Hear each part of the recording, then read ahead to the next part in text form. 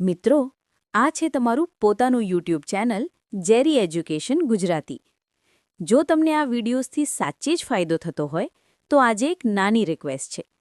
YouTube પર hype નામનું નવું ફીચર આવ્યું છે, જેના દ્વારા તમે તમારા ફેવરિટ એજ્યુકેશન ચેનલને વધુ વિદ્યાર્થીઓ સુધી પહોંચાડી શકો છો. તો નીચે હાઇપ બટન પર ક્લિક કરીને થોડા પોઈન્ટ્સ જરૂર આપજો.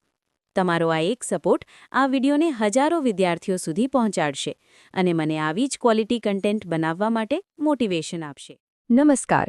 આજે આપણે એક એવી સફર પર નીકળવાના છીએ જે આપણા દરેક શ્વાસ સાથે જોડાયેલી છે. હા, આપણે વાત કરી રહ્યા છીએ ઓક્સિજન ચક્રની.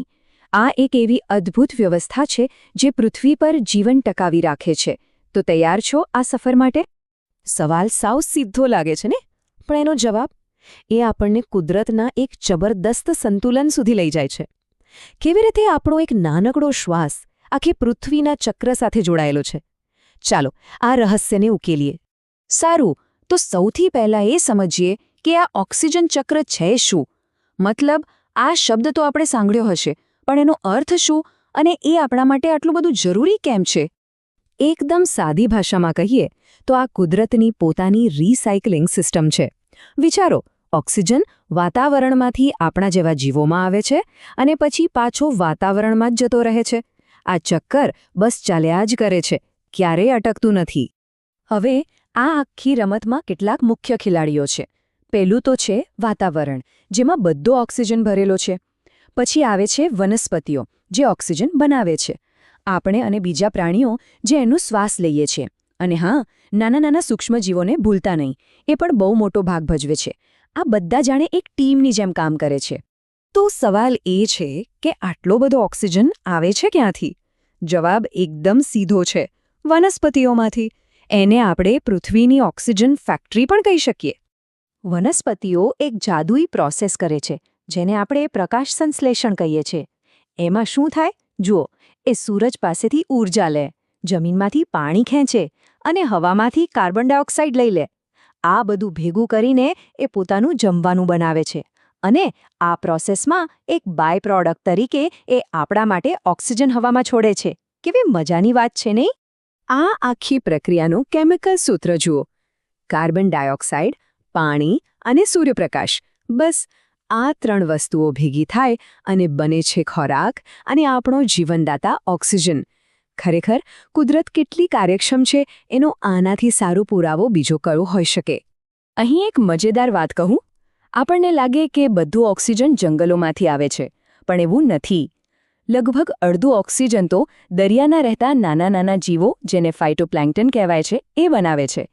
એટલે કે આપણા દરેક શ્વાસ માટે આપણે જંગલો અને દરિયા બંનેનો આભાર માનવો જોઈએ. સારું, તો ઓક્સિજન બને છે કેવી રીતે એ તો આપણે સમજી લીધું. પણ સવાલ એ છે કે એ વપરાય છે ક્યાં? હવે આપણે આ સિક્કાની બીજી બાજુ જોઈએ, એટલે કે ઓક્સિજન ક્યાં ખર્ચાય છે. મોટાભાગે ઓક્સિજન 3 જગ્યાએ વપરાય છે. પહેલું, શ્વસન, એટલે કે આપણે જે શ્વાસ લઈએ છીએ તે. બીજું, દહન, એટલે જ્યારે કંઈક સળગે ત્યારે. અને ત્રીજું છે વિઘટન, એટલે કે જ્યારે કોઈ વસ્તુ સડી જાય ત્યારે. ચાલો આ ત્રણેયને થોડું ઊંડાણમાં સમજીએ. આપણે બધા માણસો, પ્રાણીઓ જીવવા માટે શ્વાસ લઈએ છીએ, બરાબર? આપણા શરીરની અંદર કોષોને ઊર્જા બનાવવા માટે ઓક્સિજનની જરૂર પડે છે. અને આ પ્રક્રિયાના અંતે આપણે કાર્બન ડાયોક્સાઇડ બહાર કાઢીએ છીએ. અને આ એ જ કાર્બન ડાયોક્સાઇડ છે જે પાછો વનસ્પતિઓને કામ લાગે છે. જુઓ કેવું સરસ ચક્ર છે. હવે વાત કરીએ દહનની. જ્યારે પણ કશુંક સળગે છે, જેમ કે લાકડું કે ગાડીમાં પેટ્રોલ, ત્યારે એને બળવા માટે ઓક્સિજનની જરૂર પડે છે. આ પ્રોસેસ પણ હવામાંથી ઓક્સિજન વાપરે છે અને બદલામાં કાર્બન ડાયોક્સાઇડ છોડે છે. અને ત્રીજી વસ્તુ છે વિઘટન. આ તો કુદરતની સફાઈ ટીમ છે. ક્યારે વિચાર્યું છે કે જંગલમાં પડેલા પાંદડા ક્યાં ગાયબ થઈ જાય છે? તો બેક્ટેરિયા અને ફૂગ જેવા નાના જીવો એને તોડીને સડાવવા માટે ઓક્સિજન વાપરે છે. અને આનાથી જમીનને પાછા પોષક તત્વો મળી જાય છે. તો અત્યાર સુધી આપણે જોયું કે ઓક્સિજન કેવી રીતે બને છે અને ક્યાં વપરાય છે. હવે આવે છે આખી વાતનો સૌથી રોમાંચક ભાગ, કે આ ઉત્પાદન અને વપરાશ ભેગા મળીને એક પરફેક્ટ બેલેન્સ કેવી રીતે બનાવે છે.